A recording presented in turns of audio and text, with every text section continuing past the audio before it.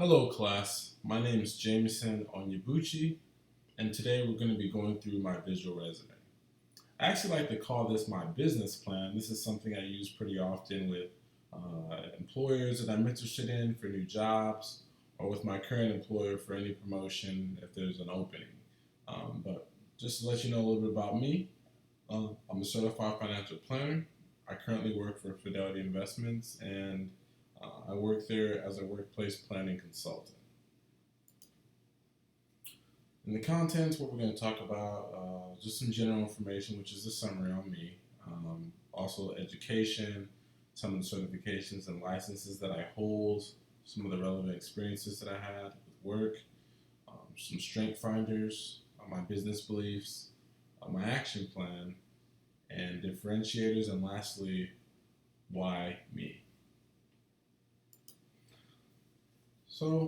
Just in summary, I've worked and have experience in the financial service industry. I worked with Fidelity, as I mentioned earlier, where I had multiple promotions.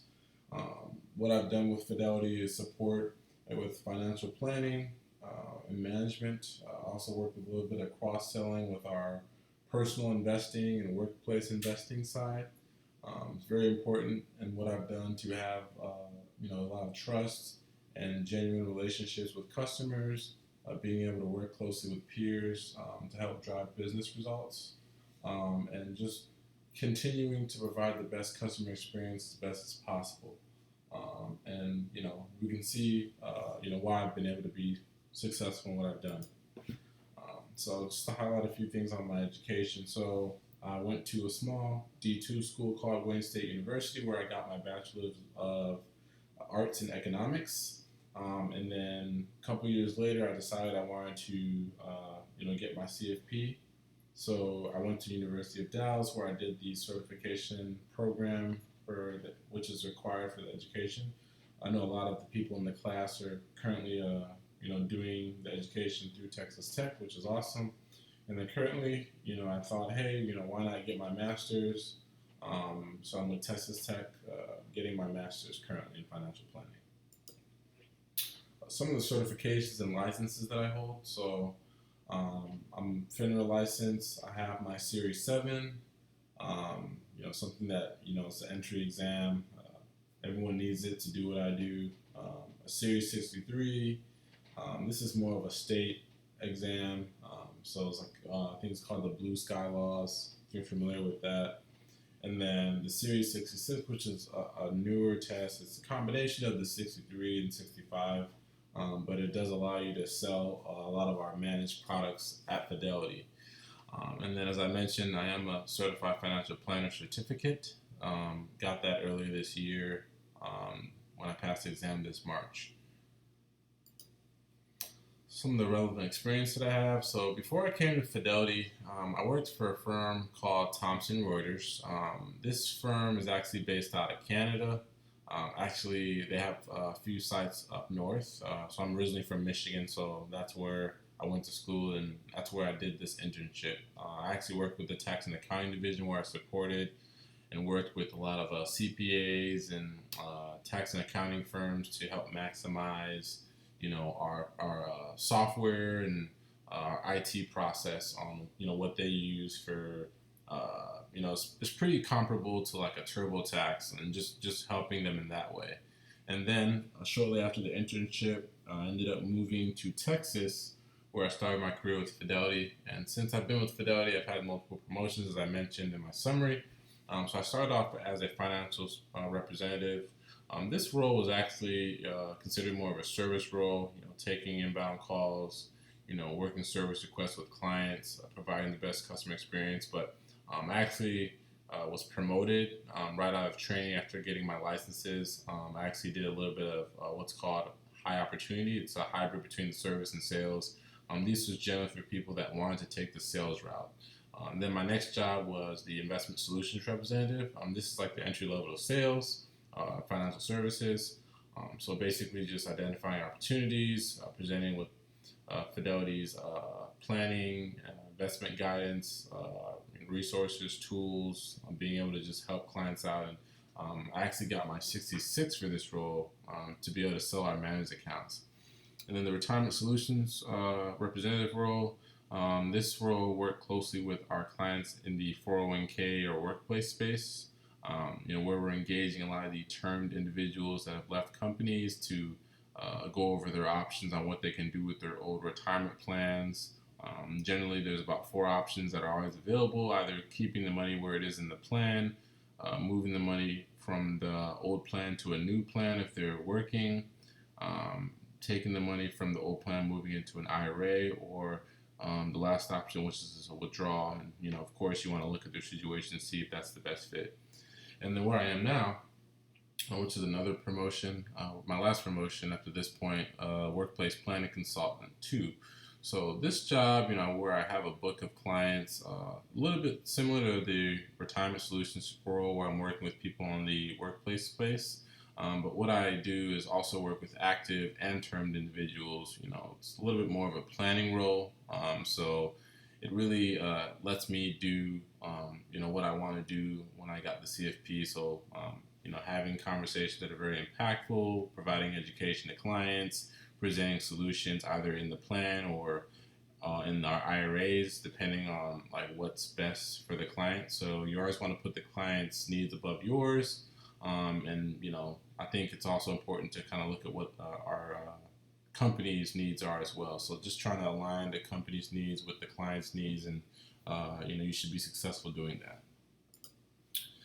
So we're going to dive into my strengths. So I like to call this the strength finders, or there's five that I like to highlight. So first one is competition. So I love competition. As I talked about earlier, I took the sales path, very driven with measuring my progress and performance, and ranking out against others. Achiever, someone that loves to have a lot of stamina and productivity in what they do. The satisfaction of working hard. Either if you're playing sports, you want to achieve a level of success in anything you do. That's always been my theme. And then communication. So I believe I'm very open, very personable, and I have something that a lot of my friends actually say. I'm very good at having conversations and being a presenter. I hope I'm doing a good job today with this. But communication is one of my strengths. So being able to communicate with a client, especially in a face-to-face environment or over the phone, being able to understand, a lot of things, not just, how you speak to another individual, but also things that, body language, other types of things we like to call what's called EQ skills. So on the phone call, there's a way someone can use a tone, and just being able to understand their tone. Like someone calls in, hey, I want to take money out. They can either be very excited, hey, I want to take money out, or they can say, hey, I want to take money out. So you want to make sure that you're understanding and not just, oh, okay, great and perfect. You want to make sure you're kind of aligning with the customer, understanding what's going on, and asking those right questions to really find something that's really driving, what's going on for them. And then being a relator. So this kind of speaks to communication a little bit. Hit on a couple of things being a relator. So like I said, with the withdrawal, if someone calls in very sad about taking a withdrawal, you don't want to beat them over the head with it. Obviously, they already feel bad about it. They may have to suffer from penalties and things like that. But just being able to understand and provide some way of giving them a way back to get in touch with you to make sure they're back on track. So that's what I do a lot. Being able to relate to customers, build close relationships, and build that trust. And then activators. So I think this is also important with in the line of work that I'm in. So a lot of times things can change, new regulations, especially as of last year. I think there was a Department of Labor ruling that didn't get passed, but a lot of companies were in anticipation. So a lot of things changed in what we were doing, and just being able to be ready, stay motivated, put your thoughts into actions, and work.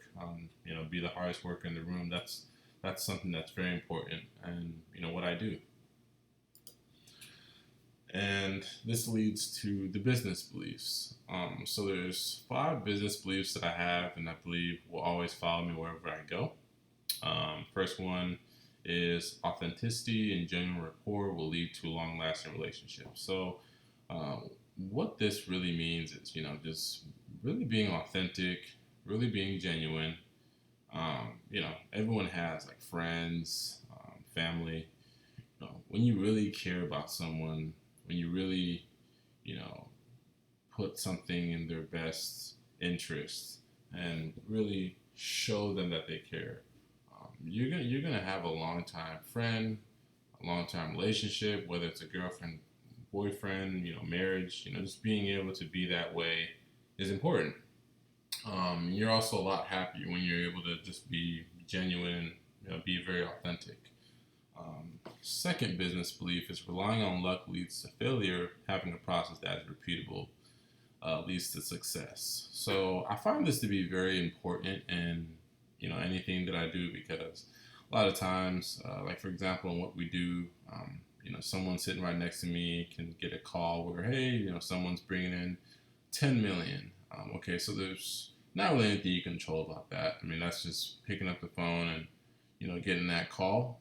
But what are some things that you can do to really make sure that you're able to have something be a foundation and a process? So picking up the call is one thing. Taking the next call is another thing. But also how you have those conversations. So having a process, having a way to understand your clients, understand their needs, align with the customer, and then finding ways to explore by having good question tactics, having open-ended questions, and really finding out drivers, what's important to them, so that when you're presenting solutions, you can go back to a lot of those drivers, the emotions of why they're doing what they're doing, and not just relying on the client to drive it, or getting the call where, hey, someone's bringing in 10 million or something like that. That's not gonna last and make you successful for a long period of time. Now, the third business belief is growth is not accident.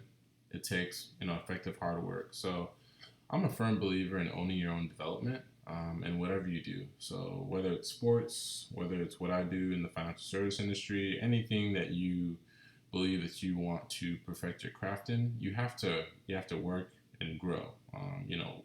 Things don't happen overnight. You have to put in the hard work, and get to where you want to go. And then my fourth business belief: when others make excuses, winners find a way. I mean, people will make excuses about why they didn't meet, finish their assignment, or why they didn't reach the quota, or didn't excel or meet their promises or expectations. But winners, they're gonna find a way to make that happen. They're gonna overcome adversity and be successful. So I've always been a winner. That's just how I am, and I hope to remain a winner. And lastly, being selfless is a key to being a leader. I believe this is very important. As a leader, you have to be selfless to really, take time to really help others, and in return they'll help you. So, you know, the saying is, you're only as strong as your weakest link. So, being a leader, being selfless, helping everyone out, making sure that we're all on the same page is going to make your organization a lot stronger. And any job that you're looking for, they want leaders. They want to hire leaders. They don't want people that are followers. They don't want someone that's just going to be a boss. They want someone that's going to help lead their organization in the direction that they're moving. So these are really big things that a lot of companies like to see. Like to see the authenticity, the rapport. What success looks like. Having some type of process. They want to understand like what your work ethic is. They want you to be a winner. They want you to be successful, and they also want you to be a leader. So I believe these business beliefs align with a lot of companies, and these can go anywhere. Oops.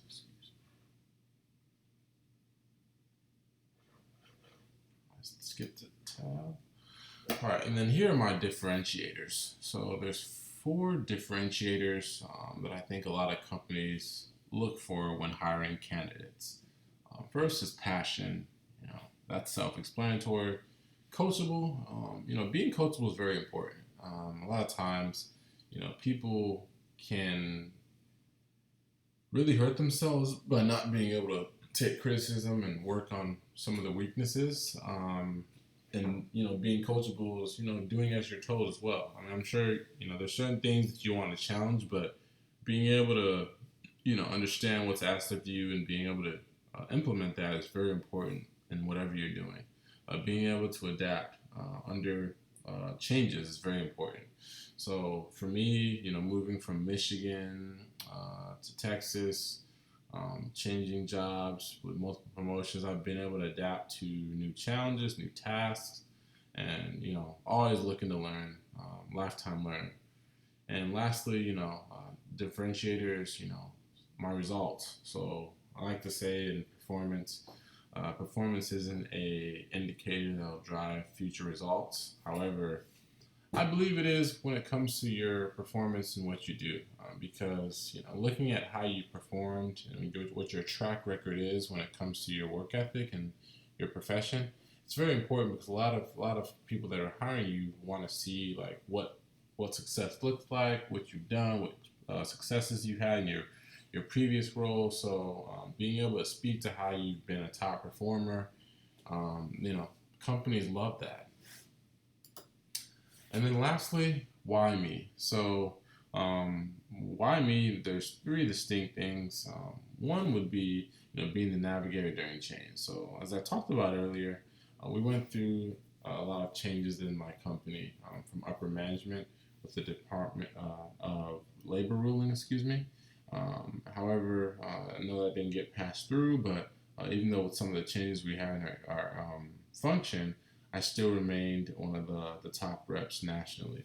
And I've always been a positive influencer with a lot of my peers, a lot of my managers and coaches know that. So that's why I believe I set myself apart and why anyone should be interested in wanting to work with me. And then the next thing I'd say is continual implementation, excuse me, from my managers and coaches. So, always looking to find ways to get better. So, working with coaches, managers, anyone that can help make me a better associate, help me perfect my craft, and always going back to my core business beliefs, which we talked about. And then lastly, I think this is, very important. Just being a lifetime learner. So a lifetime learner is going to get you very far because a lot of times you learn new things, great ways to sell products, great ways to ask certain questions. Just always being open to someone that's doing something great, listening to what they're doing and trying to implement that or whatever doesn't work, work with some coaches, managers to get up to skill and get up to speed on what you're supposed to do. So I hope this was I was able to kind of show you a little bit of myself, like what I've currently done, my experiences, education, some of the certifications I have. We went through my business beliefs, my strength finders, what differentiates myself and my personal job and future opportunities, and why someone would want to work with me. So thank you guys. I look forward to looking at your visual resumes. And yeah, you guys have a good day. Jameson out.